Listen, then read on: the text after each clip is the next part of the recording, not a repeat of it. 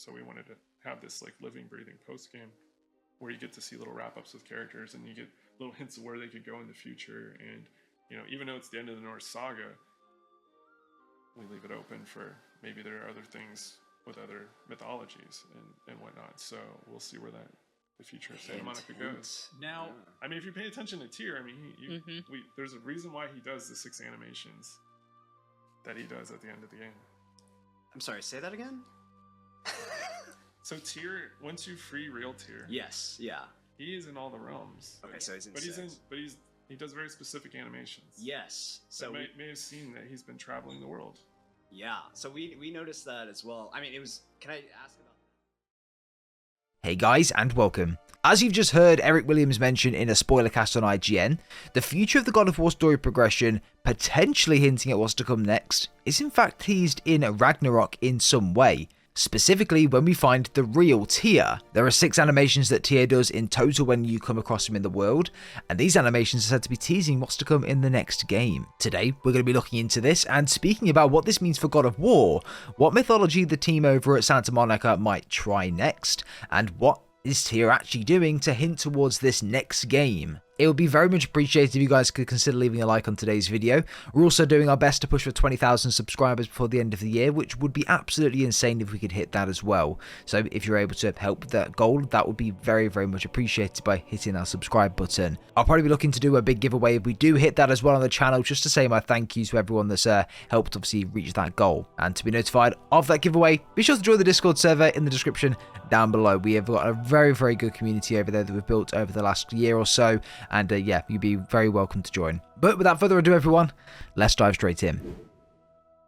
So for the minute, let's focus on that interview. This will be linked down below in the description. It's about the 25-minute mark where Eric starts to speak more about this topic. IGN essentially asks if he can tease or hint at what's to come next in the story, with Eric affirming again that this is the end of the Norse mythology and that it will be going somewhere else after Ragnarok. He then hints and gives us a little bit of a teaser that actual Tyr has 6 animations in total when we free him towards the end of the game, like the real Tyr. This is the Tyr that we find in the wreckage of Asgard when we find him in Niflheim. As we move around the realms to complete the epilogue and the final tasks, we see Tyr randomly scattered around these maps, each time doing something completely different, reminiscing on what was to be. You've got to remember that this is the real Tyr that was imprisoned for hundreds and hundreds of years. He has no idea that Asgard's been destroyed or that Ragnarok has took place. He's kind of just been told about all of it and he's trying to come to grips with that. So he's visiting the realms to see what's changed and what's happening, and this is of course where we see him.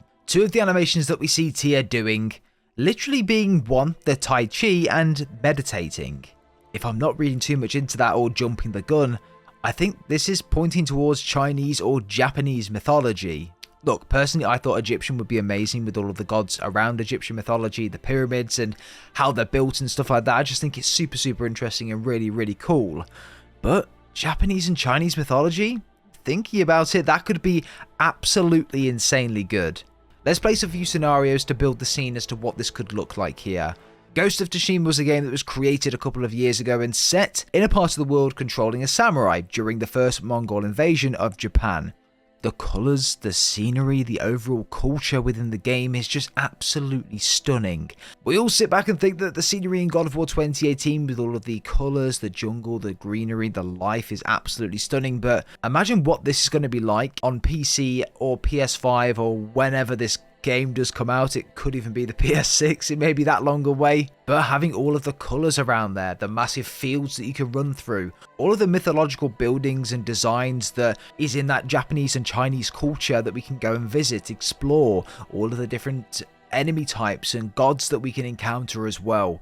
There's so much potential in Japanese and Chinese mythology, and I'd be really open to God of War going to it. For example, the 7 lucky gods all could have a huge role to play in this new game, and they're a massive part of Japanese mythology.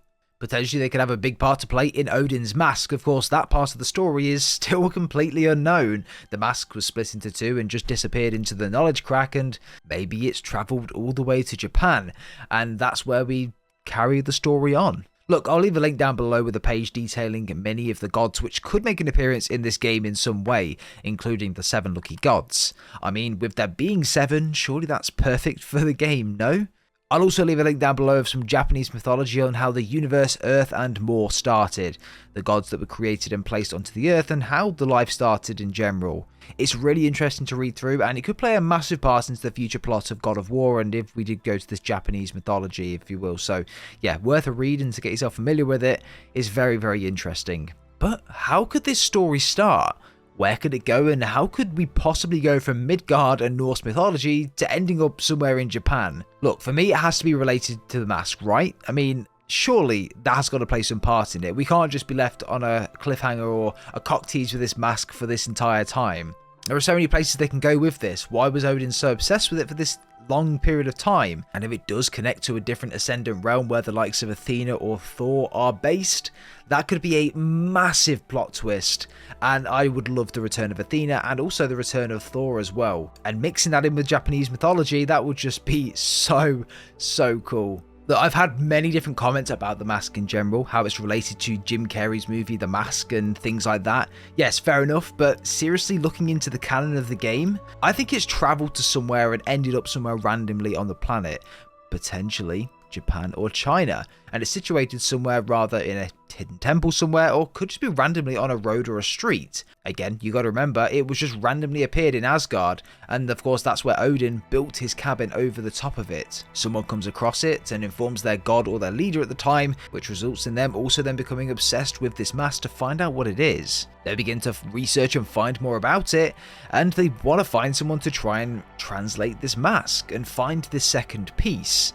However, they come across Atreus, or Loki, and know that he did it from Odin, whether it was someone that worked with Odin or something like that. Someone then captures and takes Loki all the way to Japan. Kratos finds out about it, and maybe Angrboda tells him, and they move with Freya and the others to save him, and that's where the story begins, and that's how we end up in Japan. Or maybe Kratos just fancied moving place. Maybe he's given up on Midgard now and wanted to completely get out of there, and that's where we've ended up. Maybe this is where we find out along the way that Faye and Thor were potentially related or something like that, just throwing a twist into there. Look, I obviously can't tell you the future, but what I do know is that the next game is coming away from the Norse mythology, as confirmed by Eric Williams, and that Tier's animations look to be Japanese or Chinese in some way, so I don't know what to think. But let me know your thoughts and opinions down below, everyone. Where do you like the stories to go next? Will it be Asian mythology, Chinese or Japanese? Could it be Egyptian? Could it be somewhere else? Do let me know. But guys, that's going to do it for today's video. I really hope you have went on to enjoy. If you have, be sure to leave a like. We very much appreciate it. And of course, check the links down below in the description to join the Discord if you wanted to do that. And yeah, there's going to be plenty of giveaways and things on the channel if we do hit 20,000 subscribers. So any help with that would be absolutely amazingly appreciated. But without further ado, everyone, we'll see you all in the very next video.